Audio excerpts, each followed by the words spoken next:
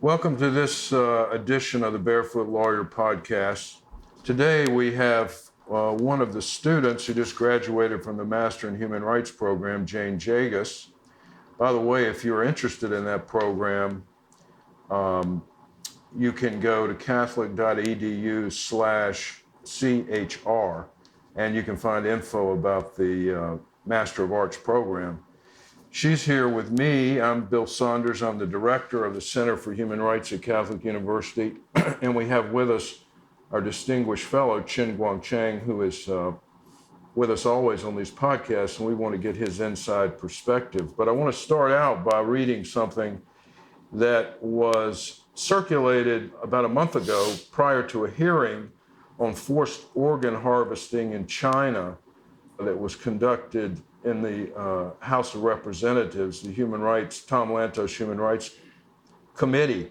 And it said, last month, the American Journal of Transplantation, which is the top peer-reviewed publication on the subject, published a large-scale analysis of 2,838 Chinese language articles published in Chinese academic journals between 1980 and 2015, which support the inference that transplant surgeons in the People's Republic of China removed organs, including hearts and lungs, in violations of internationally accepted dead donor rule. That is, you don't take things like hearts and lungs until the donor is dead. So they took them from living persons, thereby causing their death.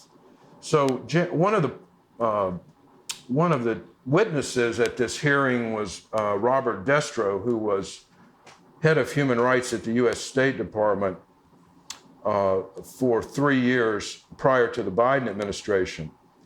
And so my student, Jane Jagas, had worked with him this semester on projects having to do with trafficking and organ harvesting. So Jane, why don't you tell us kind of what was the approach of Ambassador Destro to talk about organ harvesting in the People's Republic of China? Sure. So first, he sort of outlined what organ trafficking is, just as sort of an ambiguous term that encompasses a variety of criminal activities. So it is just kind of an umbrella term. And then he sort of specified that within China, we're focusing on forced organ harvesting, like you mentioned.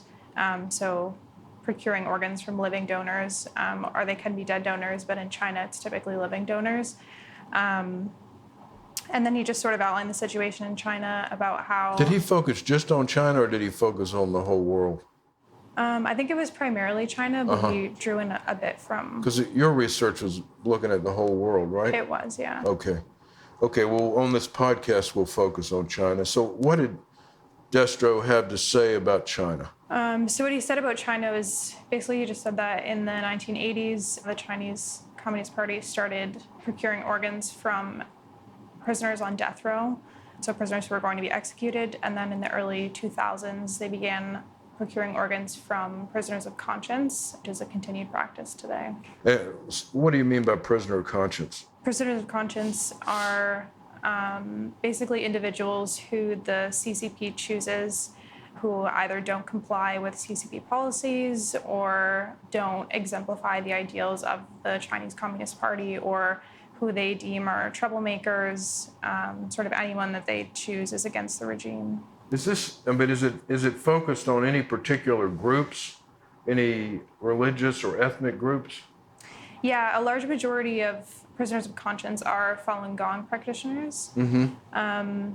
Other than that, they can be Buddhists, Christians, really anybody. People who've listened to previous versions of the podcast or who want to go back and find it, we had a two-part discussion with a Professor Sin Neer here, who is a professor here at Catholic University, who is a Falun Gong practitioner, and told us about what was going on with the Falun Gong. So any listener that wants to go back, we went into some depth there. But right now the situation is the Chinese Communist Party is harvesting, and I think listeners should, realize what a macabre term that is, because you're talking about taking organs out of living people So I don't think anybody listening would use the word harvesting. It's just a bizarre terminology. So they are harvesting organs from living people, Falun Gong and prisoners of conscience. What's the magnitude of is this just a few people, a few times? What do we know about it? No, it's a couple thousand every month at least. The numbers are sort of difficult to obtain, but I think there were studies that came out earlier in 2010s that were basically said that China was conducting more organ transplantations than any other country in the world. And it was sort of just a staggering number compared to the UK, the US, Canada, where there are these more developed organ transplant technologies. And who are they harvested for? Who pays for them? Who buys them? Yeah, so they can either be CCP members themselves, who seem to have the first pick of the organs, for lack of a better term, or they can be people from the US, Canada, which seem to be pretty substantial buyers in that market, or people from the Middle East, Asia, Eastern Europe. Yeah, so really anybody can really call a hospital in China and inquire about. Order one? Yeah, essentially. Guangcheng, Yeah. what do you know about all this? Yeah, in fact, I listened to about this. You listened to Destro? Yeah, not just that too. The whole hearing? Yeah, I got this information from different way, include Falun Gong's media and include my experience. In my experience, the Communist Party, to remove the organs, that is abnormal, right? Even the normal hospital, they can do that. Right. So that is very difficult. So I remember 1970s in my hometown, just some, I remember a criminal.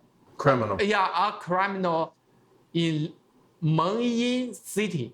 And, later the police took him, came back home and let him met his parents and his relations. He told his family, ignore that. After that, let the Communist Party remove all organs what they need for another peoples.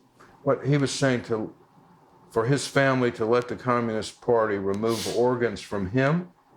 Yeah, from him. He tried tell his family, don't stop the Communist Party to do that. Because? I don't know. Because behind the story, maybe the Communist Party threatened his family? That the family can see his body. He got a lot of torture. Yeah, his hands and his foot, all, for example, like this, Communist Party put it, remove it already. So they tortured him, so he agreed to do it. Is that what you're saying? Yeah, I think that is correct. So in fact, the Communist Party used that way to get a lot of organs and sell it. In traditional Chinese traditional culture, they don't want the body destroyed. But why the Communist Party can get a lot of organs? I mean, you're saying that because of Chinese traditional culture, most people would not provide organs. Yeah, they don't want donor his organs for another. That is traditional. So, but if follow the traditional, should be only a few people would like to do that. But a lot of organs in mainland China still on the market. Right. So you assume that means they're either like with the man in your village, they torture him till he agrees, or they threaten his family and they agree. Or I've read accounts where they executed prisoners and had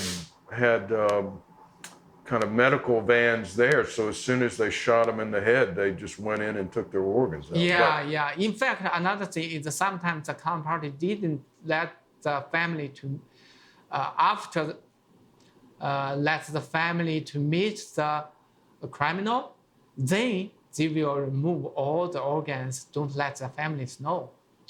Yeah, so yeah, sometimes if they did that, they do that, they prepare the police already to stop anyone come to that place and let the doctors come to there and do that very quick, then left. And so you think it's still going on and it's going on in a big scale? yeah, about this still secret data. The company said that is a secret, state secret information. You can't get how many, you can't to try to understand the detail. If you do that, the company will put you in jail. Yeah. So Falun Gong said if the Communist Party's member, the leader needs that, they will take from the young people or from the practitioner or like that. Yeah, that I think should be true. 2 years ago in Wuhan city, more than 27 students in the Wuhan University kidnapped. No one knows where they are. Yeah, you can say the Communist Party put a lot of cameras in the country, right? But more than 20 students disappeared. If you ask the police to check the camera, they will tell you, oh, I'm sorry, the camera doesn't work. Were they were they Falun Gong students? No Falun Gong students, normal regular students. Normal students. Yeah, normal students. Yeah. So they disappeared 20 of them, and it's suspected that they were taken to be used for organ harvest? Yeah, a lot of people think that happened, but no one knows the detail. Just more than 20 university students disappeared. Yeah, sometimes they check the camera in the university, just they come out, then you can't get any more information. So Jane, what else should we know about organ harvesting as it applies to China? As it applies to China, I mean, it's, I would just point to the 2020, there was a China tribunal, and they found that forced organ harvesting in China was...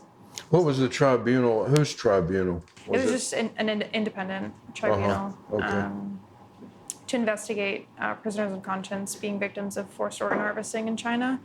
And so they basically found that this practice was happening for a substantial number of years to a substantial number of victims, and continues to happen today. I mean, is the scale, as far as we can tell, going up?